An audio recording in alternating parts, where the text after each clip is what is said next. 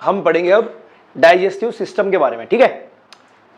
तो digestive system हमारे मुंह से लेके एनएस पॉइंट तक जो भी हम खा रहे हैं, खाने के बाद निकल रहा है सारा, उसको बोलते हैं हम डाइजेस्टिव सिस्टम। इसके बीच में जो जो ऑर्गन काम करते हैं वो सारे ऑर्गन मिला के हमारा डाइजेस्टिव सिस्टम बनाते हैं। तो इसी के बारे में हम शॉर्ट में पढ़ेंगे, ठीक है। सबसे पहले मुंह आ जाता है हमारा, कुछ भी खाते हैं माउथ आता है, ध्यान रखने एक एक चीज, ठीक है।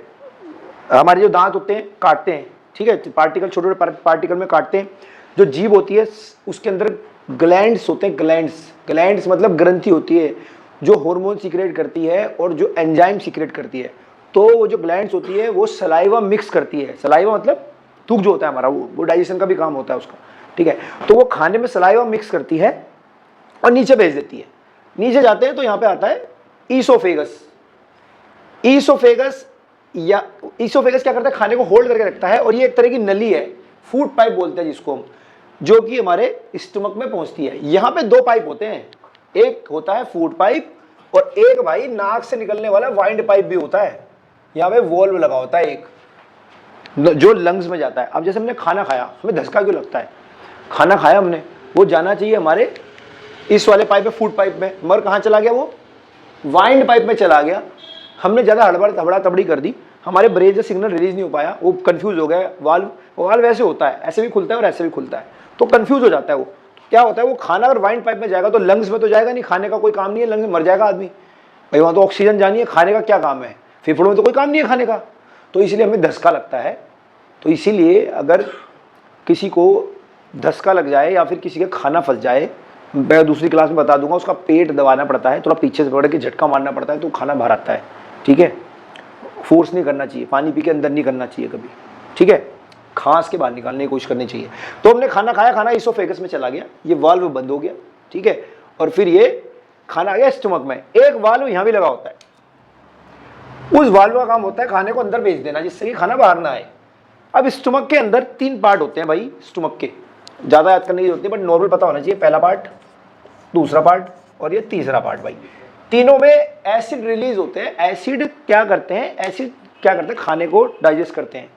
जो खाना हमने खाया है, एसिड उनको क्या करते हैं, पचा देते हैं। जैसे ये H2SO4 होता है, जैसे घर में जो हम यूज़ करते हैं एसिड, कितने कंसनट्रेटेड होते हैं, बहुत हैवी होते हैं ना, पैर में गिर जाए तो जल जाए पैर, इतने ही कंसनट्रेटेड, इससे भी ज़्यादा कंसनट्रेटेड खतरनाक एसिड हमारे पेट में होते हैं, जो कि हमारे स्टमक की जो लाइनिंग होती है ना, ये लाइन है, यहाँ से अपने आप निकलते हैं। नेचुरल प्रोसेस है ये। तो खाना यहाँ पे डाइजेस्ट होना स्टार्ट हो जाता है। जो हमें कभी उल्टी आती है, तुमने देखा उल्टी आती है तो खट्टा खट्टा कड़वा कड़वा निकलता है, गैस बनती है, ठीक है, डकार आती है, तो वो सब एसिड होता है। एक इंपॉर्टेंट चीज़, कभी अगर तुम खाना खाओ, खाना खा के तुम्हें एसिड बन रही है, खाना पचा नहीं है, तो सबसे बढ़िया बात है पानी पियो और निकाल दो, तुम्हारे पेट को शांति पड़ जाएगी। स्ट्रगल मत करो, ठीक है। तो भाई यहाँ से खाना फिर जाता है छोटी आंत में, जो ग्रीन कलर में दिख रही है छोटी आंत है।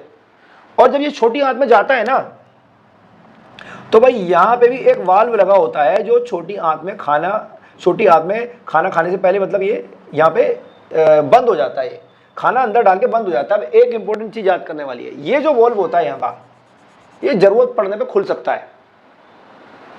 मतलब यहाँ से खाना बाहर आ जा सकता है, मगर यहाँ से बाहर नहीं आ सकता खाना। अगर किसी ने जहर खाया है और तब तक स्टमक में है वो, उसको निकालने के बहुत सारे तरीके, आसानी तरीके से बाहर निकाला जा सकता है, निष्क्रिय किया जा सकता है। बट एक बार अंदर चला गया ना, तो फिर उसके बाद पता नहीं कितना डैमेज करेगा, आदमी का बचना मुश्किल हो जाता है। समझ रहे हो? 45 मिनट से लगभग 1.5 घंटा लगता है स्टमक के अंदर खाने को डाइजेस्ट होने में, उसके बाद वो आगे चले जाता है। ठीक है? जितना मर्जी, जितना, मतलब वो तो सबके अलग अलग डाइजेशन पे डिपेंड करता है। किसी की स्टमक हेल्थ कितनी अच्छी है, जिसकी स्टमक हेल्थ खराब है, अल्सर हो रखा है, पेट में जख्म हो रखे हैं, फैट ज़्यादा है, स्टमक ठीक नहीं रहता उसका, ठीक है, पेट ठीक नहीं रहता, तो उसको थोड़ा ज़्यादा समय लगेगा खाने को डाइजेस्ट करने में। जिसका स्टमक सही है वो 45 मिनट से लेके 30 मिनट में भी हो जाता है, कई बार 30-40 मिनट से लेके 1.5 घंटे में वो आगे निकाल देता है। बट यहाँ पे खाना जाने के बाद, स्मॉल इंटेस्टाइन में खाना जाने के बाद बाहर खाना नहीं आता। स्मॉल इंटेस्ट काफ़ी बड़ी होती है, मेरे ख्याल लगभग 32 फीट के आसपास होती है, 30-32 फीट के आसपास लंबी होती है। फिर खाना इसमें डाइजेस्ट होता है स्मॉल इंटेस्टाइन में। स्मॉल इंटेस्टाइन में 70% तक खाना, 70-80% तक खाना डाइजेस्ट हो जाता है। और स्मॉल इंटेस्टाइन से ही छोटे छोटी कैपिलरीज निकलती है, एक तरह से तुम सोच सकते हो वेन निकलती है, कैपिलरीज। ये खाना ही, ये जो होते हैं, ये खाने को बाईपास करती है, यही स्टोर करती है। हाँ, ये प्रोसेस यहाँ से स्टार्ट हो जाता है। ऐसा होता है कि इसमें कुछ ऐसी वेन्स, नसें बोलते हैं हिंदी में, या कैपिलरीज बोलते हैं, ऐसी निकलती है। उस जो भी तुमने खाया हुआ है, उस खाने में जो भी एब्जॉर्प्शन हुआ है, प्रोटीन को अलग कर दिया, विटामिन को अलग कर दिया, सब चीज़ों को उन्हें अलग अलग कर दिया, तो यहाँ से एब्जॉर्ब करती है वो। यहाँ से वो लीवर और मसल को भेजती है। इंटेस्टाइन लीवर और मसल को भेजता है कि भैया ये खाना जो है हमने पचा लिया है, ये जो विटामिन मिनरल है तुम पे अपने पास स्टोर करो, और जब जरूरत होगी तो मैं बॉडी मतलब यूज कर लेगी। आ रहा है समझ? कोई कंफ्यूजन? ठीक है। अब स्मॉल इंटेस्टाइन के बाद भाई खाना लार्ज इंटेस्टाइन में जाता है। लार्ज इंटेस्टाइन में होता है वेस्ट, ज्यादातर वेस्ट मतलब जो हमारी बॉडी से वेस्ट निकलता है, पेट फ्रेश उगते हैं जो, और इसमें 10 से 15% का डाइजेशन होता है। बाकी ये एनस पॉइंट होता है, इसके आसपास का जो एरिया होता है, ये यहाँ पे सारे में हमारी बॉडी का वेस्ट इकट्ठा होता है, और फिर ये भी एक तरह का वॉल भी है, फिर ये निकलता है तो पास हो जाता है हमारा वेस्ट बॉडी से, और बाकी यहाँ वाटर वगैरह होता है इस जगह पे। ठीक है, तो ये पूरा प्रोसेस होता है हमारा, इसको बोलते हैं digestive tract, gastro intestinal tract भी बोलते हैं इसको, मुंह से लेके एनस तक का है, ये होता है सारा पार्ट मेनली।